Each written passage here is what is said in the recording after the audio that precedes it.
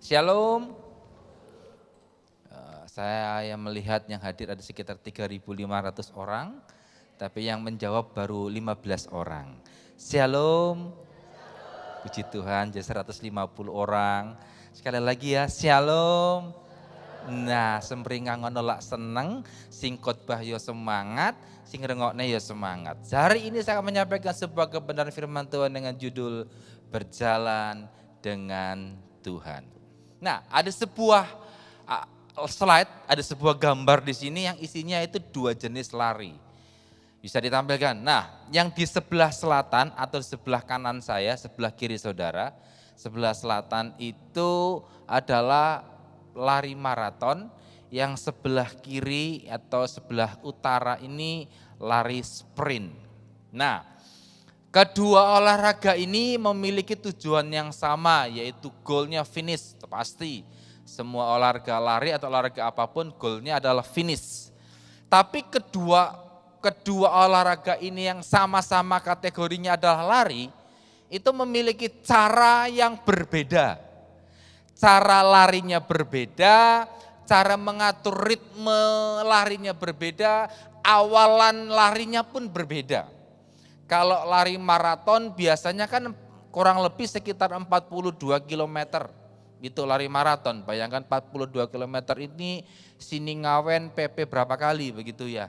Nah, karena jaraknya jauh, maka dia mengawali pertandingan maratonnya dengan lari yang secukupnya begitu. Beda dengan yang di sebelah utara yang hanya berjarak 100 meter. Ketika seorang pelari sprint akan berlari di 100 meter ke depan, dari sejak awal ini harus full speed. Makanya aba-abanya begitu, posisi larinya begitu. Tapi kalau maraton kan enggak. 3, 2, 1, dor, baru lari, rombongan.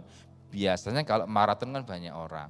Tapi kalau sprint mungkin hanya sekitar lintasan itu ada 12 atau 10 orang saja dengan posisi yang berbeda. Kedua jenis lari ini memiliki perbedaan cara mereka lari.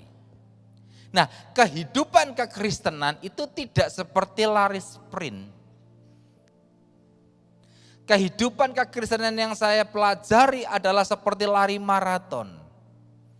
Artinya apa? Kalau lari sprint itu hanya untuk sesaat saja. Selesai. Pelari cepat Indonesia beberapa tahun yang lalu itu 10,5 detik 100 meter. Kalau dari negara lain, dari Amerika Serikat itu 9,5 detik. Kacek sak detik tok, tapi mempengaruhi jarak begitu pada waktu itu. Nah, hanya untuk sekian detik itu mereka persiapannya luar biasa.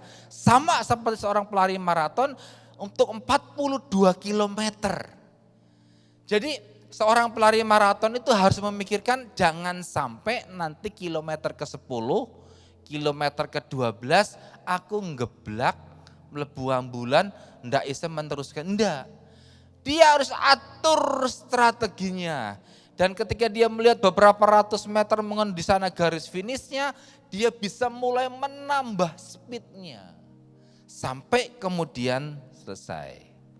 Kehidupan kekristenan seperti lari maraton. Stabil, konstan, terarah. Nek awal dadi wong Kristen kebaktian jam 5 sore, jam 4 wis teko. Wis jos tenan. Hurungane sing bukakno pintu wis teko. Wah, Mbak Ros di WA, Mbak Ros mana belum datang? Wah, misalkan begitu. Itu awal. Setelah sekian bulan ora apa-apa lah. Teko-teko jam 4:15 masih boleh, masih oke. Beberapa bulan setengah 5 lah. Masih oke karena masih ikut pre-service. Sekian lama kok jam 5 kan belum mulai ibadahnya. Loh, pre-service juga ibadah loh ya gitu. Tapi enggak apa-apa lah, oke masih oke lah jam 5 datang. Setelah sekian tahun, 5:15, ora apa-apa sing penting gurung firman. Terus begitu setengah 6, di pas kefas firman no aengko. Jadi kehidupan kekristenannya seperti itu. Lama-lama merosot, hilang di tengah jalan. Nah, kehidupan kita sebagai orang Kristen itu seperti lari maraton yang konstan, stabil. Ada naik turunnya, tidak ada kehidupan yang selalu naik begitu, ada naik turunnya. Tapi kalau ditarik garis lurus itu dia naik, stabil. Nah, untuk mencapai kestabilan itu perlu yang namanya pelatihan dan pendampingan. Perlu pelatihan dan pendampingan. Karena seorang pelari maraton dia harus mengatur nafas mereka. Mereka harus mengatur hidup mereka, itu perlu dilatih dan perlu didampingi. Saudara tahu siapa pelatih kita, siapa pendamping kita? Tuhan Yesus. Dialah yang melatih kita. Dialah yang mendampingi kita. Makanya gini, ketika kita menjalani kehidupan keseharian, coach pelatih kita yang namanya Yesus Kristus itu yang akan mengarahkan, ini yang harus kamu perbuat, ini yang harus kamu perbuat. Sehingga sebuah perjalanan kehidupan kita adalah perjalanan hidup dengan Tuhan. Satu ayat awal kita, Mazmur pasal yang ke-32 ayat yang ke-8. Aku hendak mengajar dan menunjukkan kepadamu jalan yang harus kau tempuh. Aku hendak memberi nasihat, mataku tertuju kepadamu. Jelas isi hati Tuhan bahwa dia ingin menyampaikan bahwa aku akan menunjukkan jalan yang kau tempuh. Isi hati Allah yang paling dalam itu sebetulnya ingin supaya anak-anaknya itu selalu berada dekat dengan dia. Jauh dalam lubuk hati Tuhan yang paling dalam sebetulnya kita, anak-anaknya itu adalah anak-anak yang sini loh, nah aku mau ngajarin kamu tentang sebuah kehidupan. Tapi kamu gak bisa jalan sendiri, kamu harus jalan dengan aku. Aku akan mengajarkan kepadamu hal-hal yang harus kamu tempuh. Dan yang luar biasa begini, mataku tertuju padamu. Ini bicara masalah apa? Pengawasan.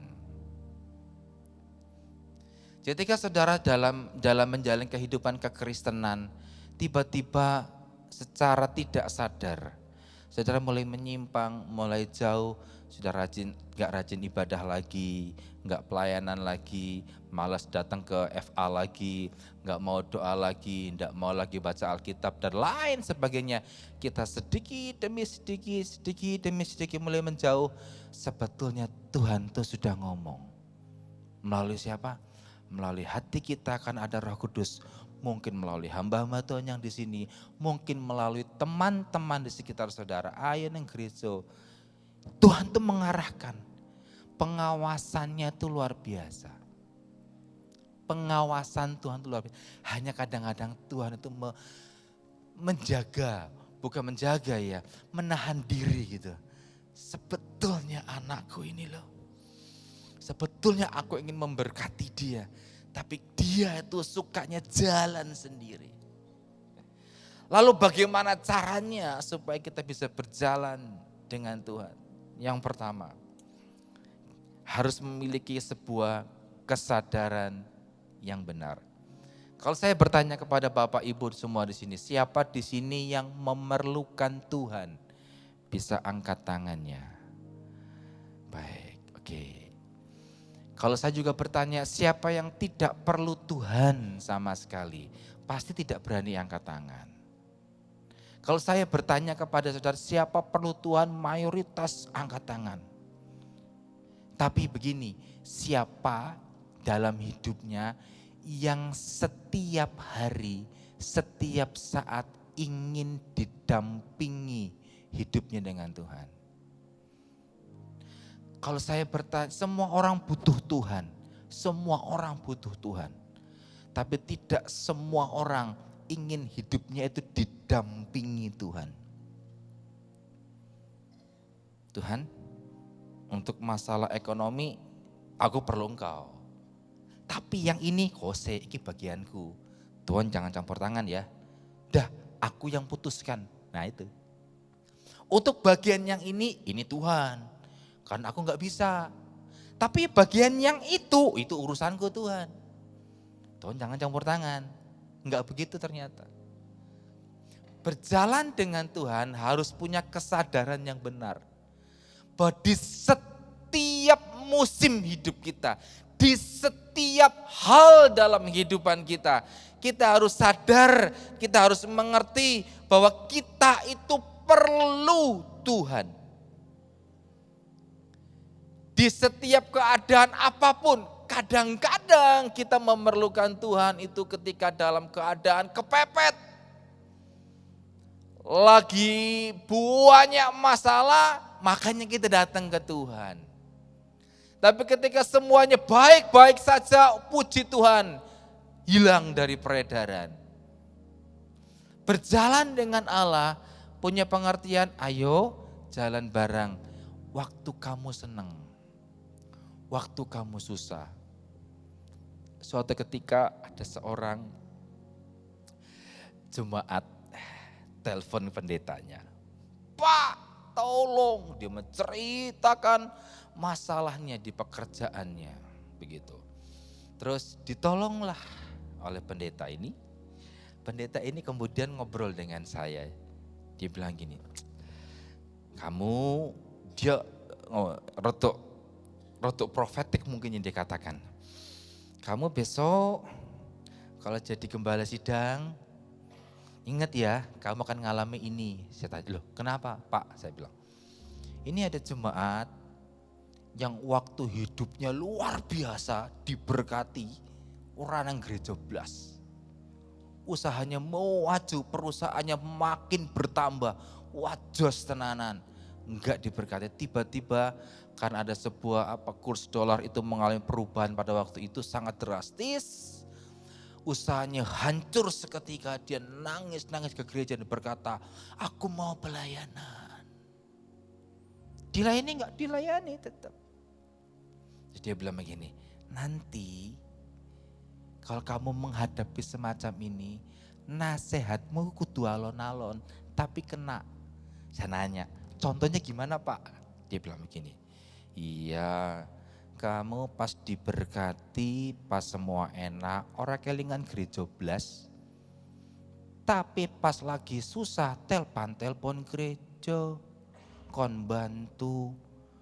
Engkau naik gereja ternyata telat membantu atau tidak membantu, dikira tidak punya kasih. Tapi pas kowe diberkati, kowe lho, kowe ning ndi? Dia ngomong begitu, dia beliau ini tidak ngomong gitu ke jemaatnya, dia ngomong cuma ke saya ketawa. Oh iya Pak ya. Kadang kita tuh begitu ya. Nek pas tenanan pas lagi diberkati, belas orang buat kayaknya nggak perlu Tuhan deh. Tapi pas lagi terdesak, kebingungan dan lain sebagainya, lagi dewe nyeluk Tuhan. Nah, kesadaran yang benar tuh nggak gitu. Di setiap musim kehidupan kita, di setiap saat hidup kita, susah Tuhan beserta dengan kita. Saya cinta Tuhan, senang pun saya ingat Tuhan. Jadi ketika saudara hidupnya semua diberkati, ingat Tuhan dan ingat gerejanya. Ketika saudara sedang menghadapi pergumulan, ingat Tuhan juga. Sadari bahwa segala sesuatu itu berasal dari Tuhan. Lalu begini, sebetulnya apa penyebab kenapa seorang tidak memiliki kesadaran yang benar tentang Tuhan? Alasan utama yang pertama adalah karena dia dikuasai oleh pikirannya sendiri. Dikuasai oleh pikirannya sendiri. Jadi, ini gimana ya? Ini gimana ya? Bingung mulai. Ketika semuanya mulai dipikirkan sendiri sampai kita tidak punya sebuah space di otak kita, di pikiran kita tuh gak ada jarak, gak ada tempat untuk Tuhan tuh ngomong. Karena penuh wah pikirannya mumet, ngeluh dan lain sebagainya, kudu piye, bagaimana semua kita coba, nggak ada sedikit space, tempat tertentu yang memang disediakan untuk kita bisa connect dengan Allah sendiri. Dalam 1 Samuel pasal yang ke-13, ini contoh yang ada di dalam Alkitab. 1 Samuel pasal yang ke-13. Ayat yang ke-5 mulai. Adapun orang Filistin telah berkumpul untuk berperang melawan orang Israel. Dengan 3.000 kereta, 6.000 orang pasukan berkuda, banyak banget kan. Dan pasukan berjalan kaki sebanyak pasir di tepi laut. Mereka bergerak maju dan berkemah di Mikmas di sebelah timur Bet Awen. Ketika dilihat orang-orang Israel bahwa mereka terjepit, sebab rakyat memang terdesak, maka larilah rakyat bersembunyi di gua, keluk batu, bukit batu, liang batu, dan perigi. Malah ada orang Ibrani yang menyeberang arungan sungai Yordan menuju tanah Gad dan Gilead. Sedang Saul masih di Gilgal dan seluruh rakyat mengikutinya dengan gemetar. Ia menunggu 7 hari lamanya sampai waktu yang ditentukan Samuel. Tetapi ketika Samuel tidak datang ke Gilgal, mulailah rakyat itu berserak-serak meninggalkan dia. Sebab itu Saul berkata, bawalah kepadaku korban bakaran dan korban keselamatan itu.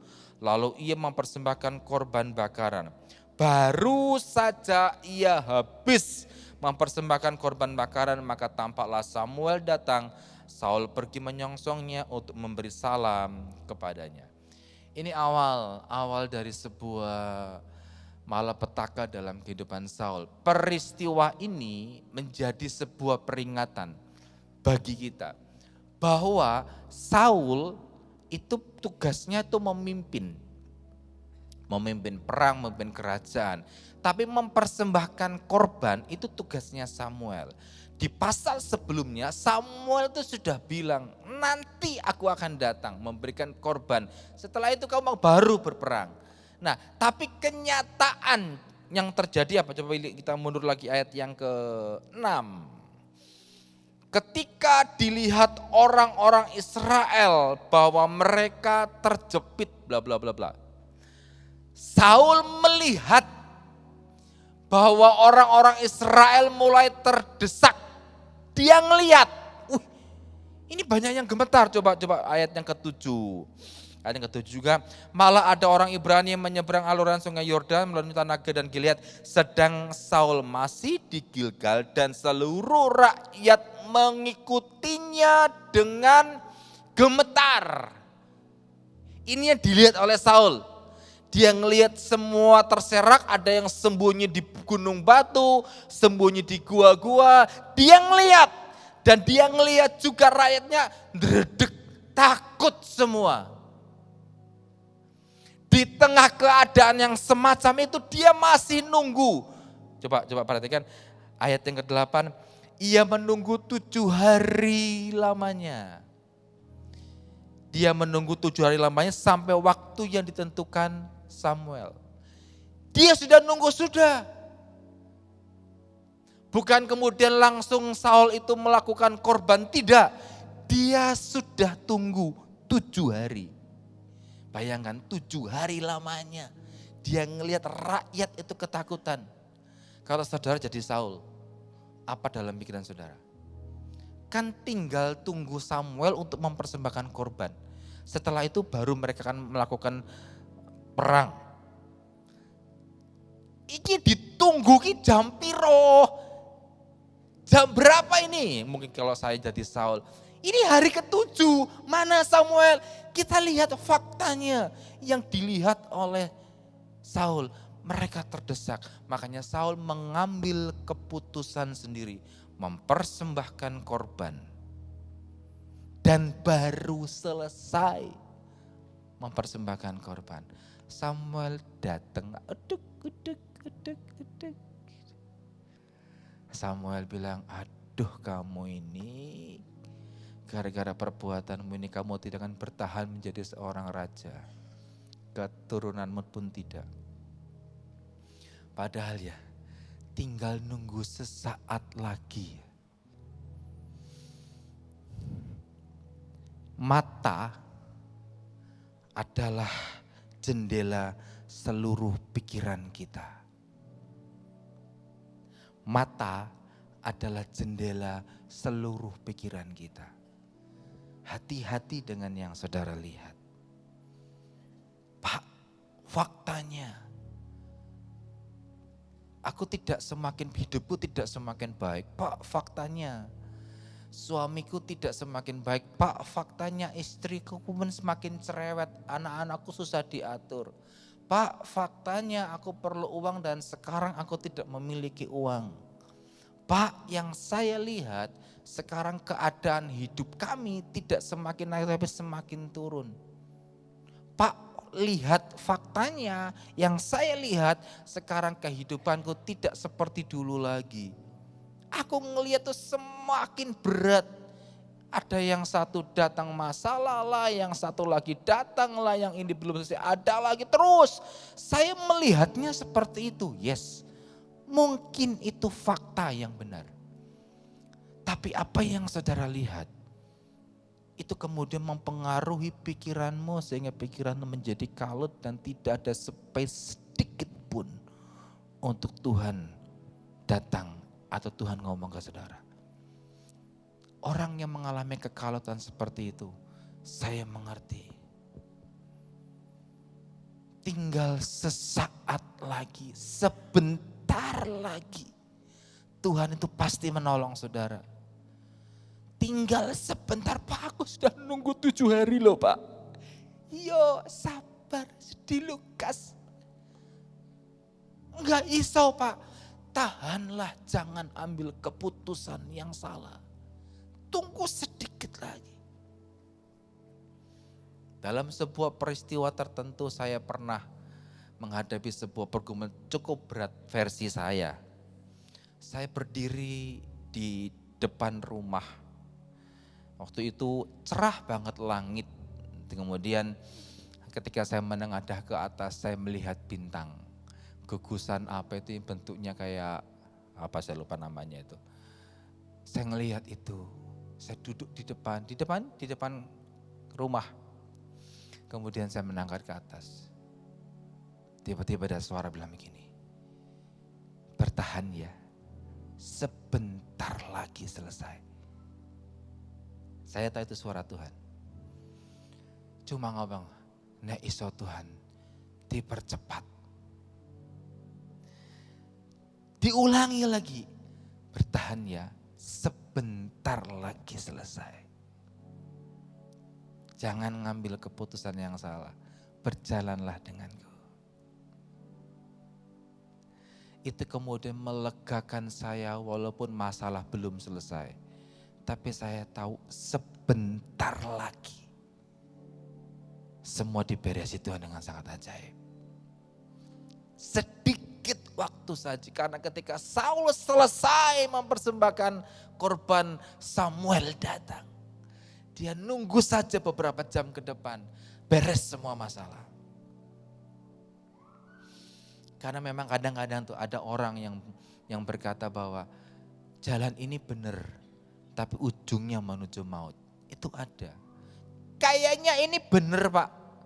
Amsal 14 ayat 12 berkata demikian. Ada yang menyangka bahwa jalannya adalah lurus.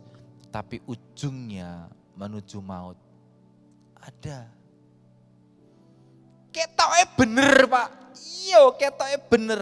Tapi lihat ujungnya.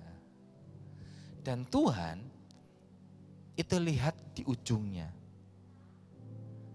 Kita itu lihat fakta yang dilihat, yang di depan. Tapi Tuhan itu ngelihat sampai ujung. Suatu ketika saya pernah ada di sebuah hotel yang cukup tinggi, kalau nggak salah lantai berapa itu, di sebuah kota, di Semarang. Di sebuah hotel begitu.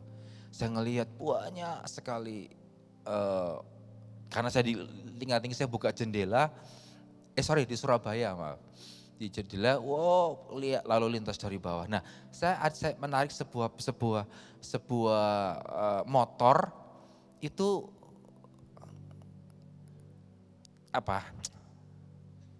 menembus lampu merah, melanggar lampu merah. Saya ngelihat kan, saya lihat ini motornya melanggar lampu merah. Dia alasan karena belok kiri, padahal belok kiri harusnya mengikuti lampu lalu lintas. Dia belok kiri. Dan saya ngelihat dari sebelah kiri itu ada kendaraan, mobil. Motor ini kan ngebut belok kiri, saya lihat sebelah kiri, matang kayak, ada kendaraan. Hampir saja terjadi sebuah tabrakan. Sempat hampir mobilnya ngerem, dia motornya bukan ngerem. Nah, bagi si pemotor kan tidak tahu kalau di sebelahnya itu ada mobil, tidak tahu. Tapi saya kan bisa tahu kenapa? Karena saya ada di atas. Nah, di situ loh Tuhan ngomong ke saya begini. Kamu manusia kadang tuh melihat yang dekat berapa meter sih. Tapi aku tuh Tuhan bisa ngelihat dari atas. Ujungnya seperti apa tuh aku tahu. Makanya berjalan denganku. Berjalanlah denganku. Alasan kedua, kenapa kita kemudian tidak memiliki kesadaran yang benar? Karena kita berada di luar jalur yang seharusnya. Saya panggil Pak Iwan untuk menjelaskan hal ini supaya Bapak Ibu lebih mengerti. Bisa di-off-kan dulu ini slide-nya. Pak Iwan akan membantu saya untuk menerjemahkan karena ini yang Tuhan ajarkan kepada saya. Ini luar biasa nih Pak Iwan. Ini Pak Iwan ini ibarat Tuhan, saya manusia. Tuhan, saya manusia. Dan Tuhan bilang gini, aku akan menunjukkan jalan kepadamu, aku akan mengajarkan kamu.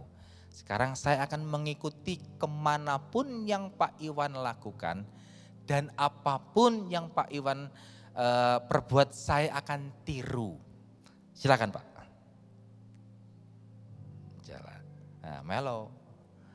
Karena Tuhan yang benar, Tuhan yang di depan. Ya, saya ngikut terus. Ya. Pokoknya jalan dengan Pak Iwan tuh enak. Karena dia penunjuk jalannya, apa yang harus diperbuat. Wih, turun. Wah, medun aku. Sewenang jalan. Iya. Loh. Kemudian jalan terus enak gini. Sampai kemudian suatu saat hal yang luar biasa. Wih, Pak Iwan duduk, aku duduk. Ngobrol, enak. Kondisinya, posisinya di sini enak. Bisa lebih dekat dengan saudara, bisa melihat wajah-wajah yang luar biasa. Karena Pak Iwan sebagai Tuhan dia duduk. Saya ikut duduk, menantikan. Mungkin dia mengajarkan tertentu. Tapi pada suatu masa, pada satu titik tertentu, mungkin berbeda. Pak Iwan berdiri,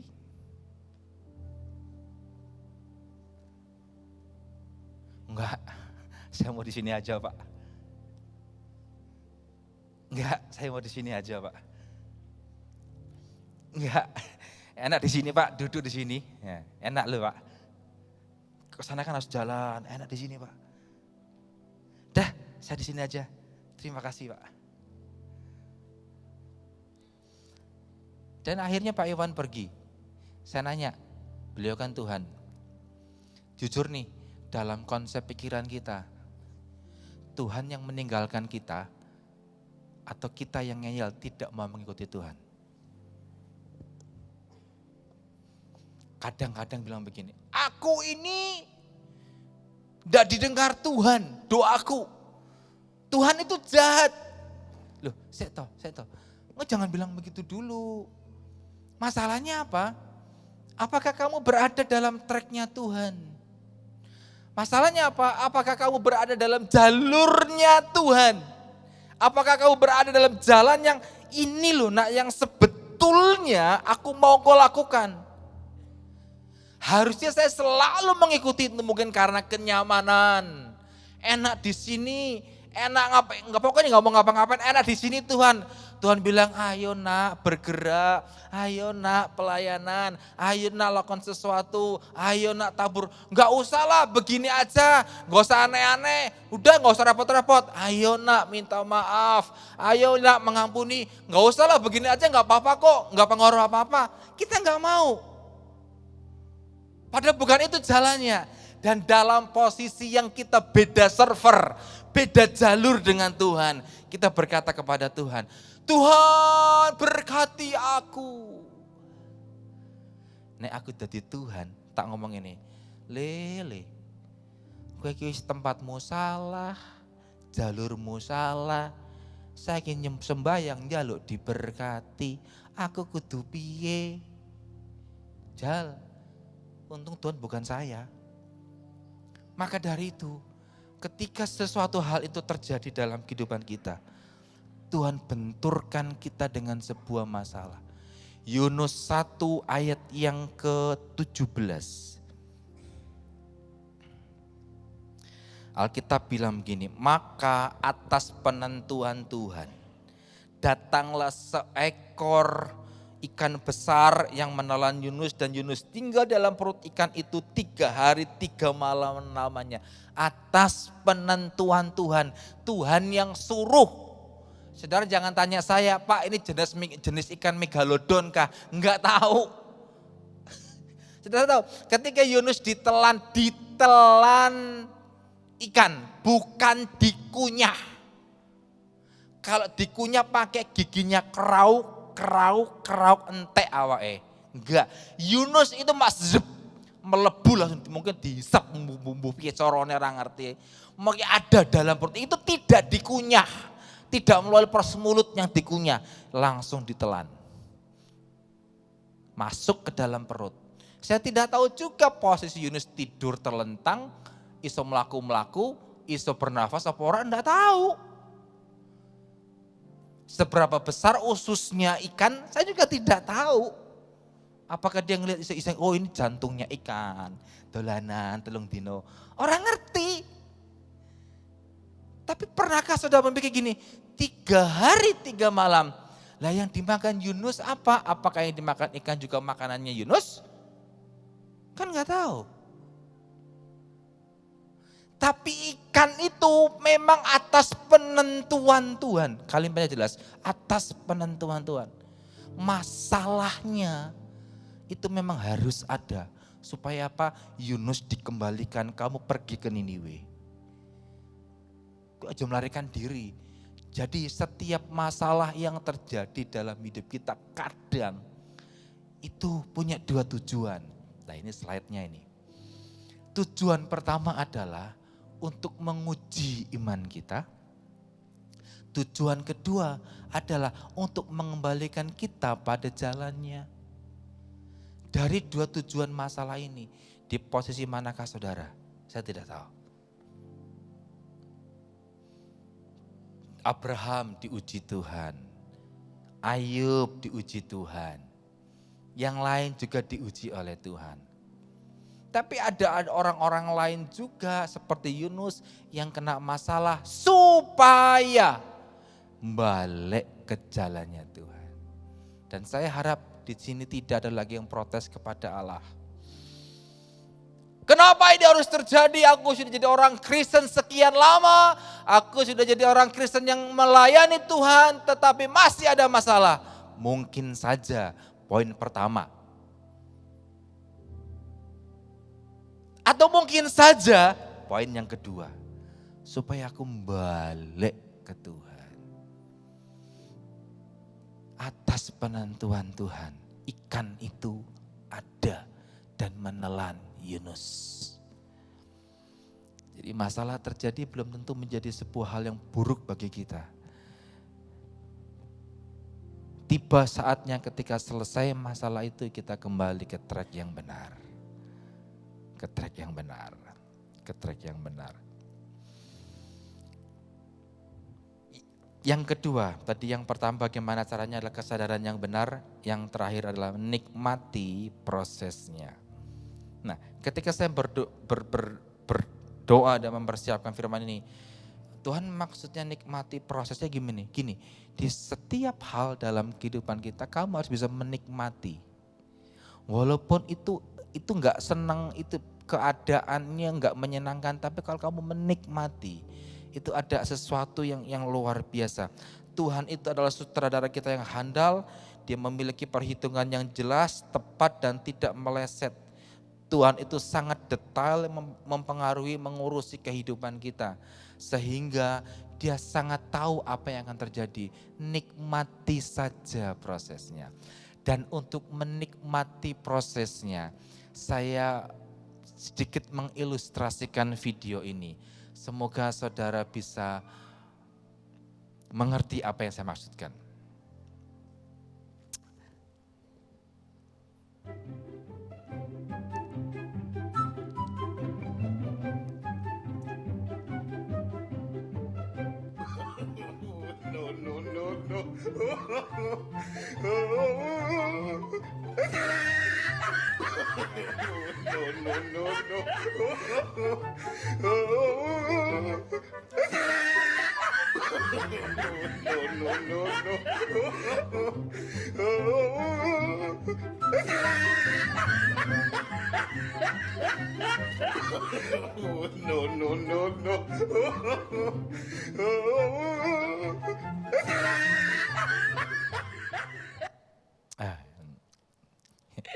Saya menemukan video ini secara tidak sengaja.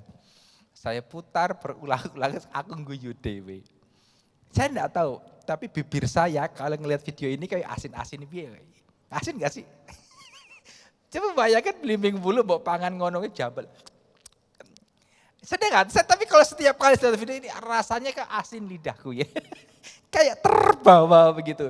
Nah, ketika saya lihat video ini untuk ajaib. Ajaib bilang begini, nak, kamu tahu arti kata kecaplah dan lihatlah betapa baiknya Tuhan. Ini kayak gini loh. Mengecap itu punya pengertian dalam bahasa Ibraninya itu adalah ta'am, artinya rasakan. Nah, saudara yang punya hobi masak itu ngerti banget, dirasa.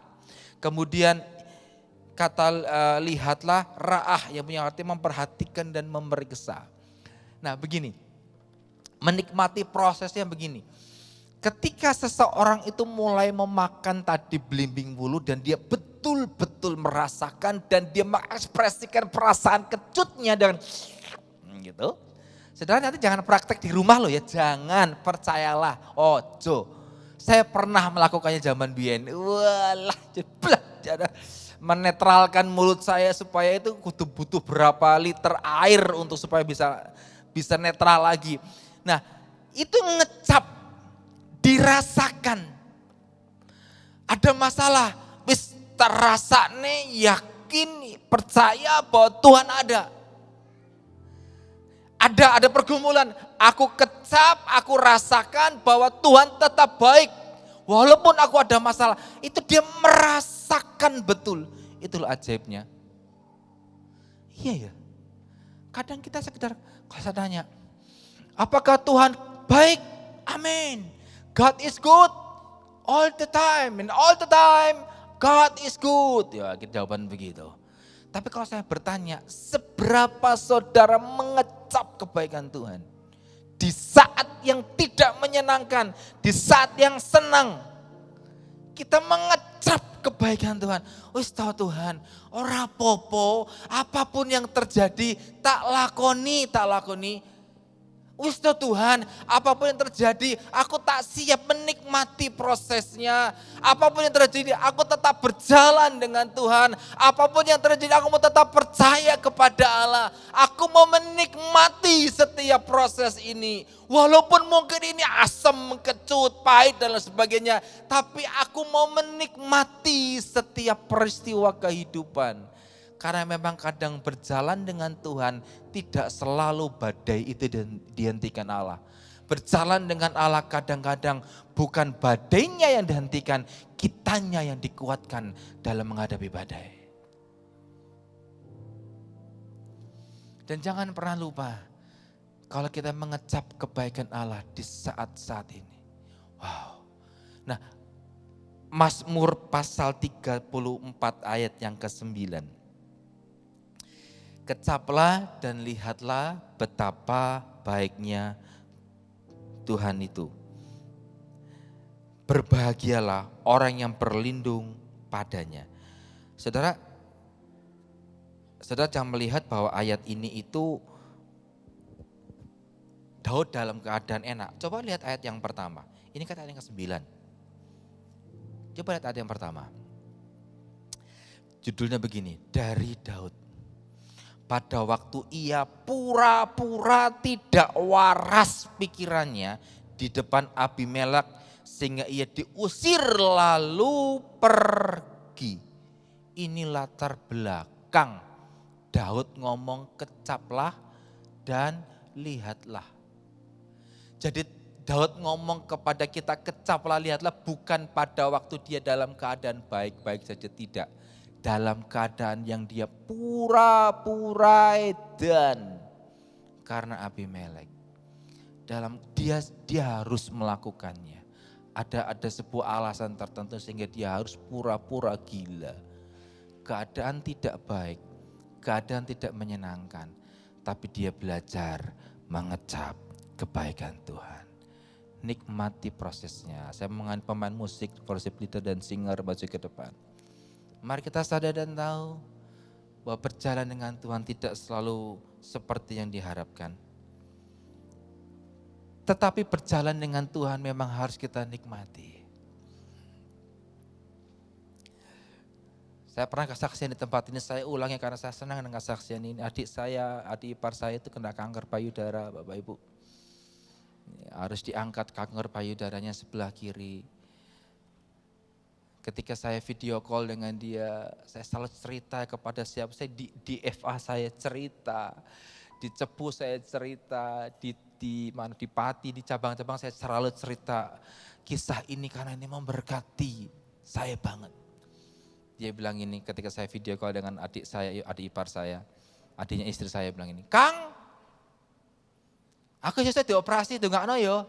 Di raut wajahnya itu enggak sedih, padahal mau diangkat lah payudaranya Bapak Ibu. Tapi jangan khawatir Kang, dia panggil saya Kang, Mas. Gitu. Dokter yang ganteng Kang. Aku rapopo wekku dicekel DS penting ganteng Kang. Dia ngomong dengan sangat tertawa, dengan ketawa. Saya tadinya mau menghibur tapi melung guyu. Iyo piye, iyo tenang Kang, pokoknya jos. Besoknya dia operasi, mungkin sekitar 12 jam kemudian saya video call lagi. Piye, ora popo Kang, wis tak nikmati. Setelah ini apa? Bar iki kemoterapi, siap-siap aku gundul. Ini sebuah pernyataan yang dia bilang dan itu memberkati saya bilang ini. Aku tak nikmati proses iki Kang. Sampai dia harus 2 kali kemo gundul perempuan, payudaranya diambil, gundul dan tetap bekerja. Ketika dia gundul, Kang, kowe pengen delok rambutku? Nyoh. Enggak ada ekspresi seperti sedih. Ini manusia aja pikiran saya ini. Dan dia bilang begini, Ustaz, aku tak berserah kepada Tuhan. Apakah dia tidak berdoa untuk minta kesembuhan? Dia puasa, minta mujizat supaya tidak dioperasi. Dia minta didoakan oleh teman-temannya supaya dia tidak operasi payudara. Tapi toh ternyata dia harus operasi dan dia menikmati setiap proses hidupnya. Nikmati hidup kita. Nikmati prosesnya. Jalan dengan Tuhan. Amin. Sebuah pujian yang lama yang udah mungkin sekitar 6 tahun yang lalu saya pertama kali mendengar pujian ini. Dan itu menyentuh hati saya. Mengikut Yesus. Menanggalkan semua hak, ngikutin Tuhan saja. Nikmati setiap prosesnya dalam kehidupan kita.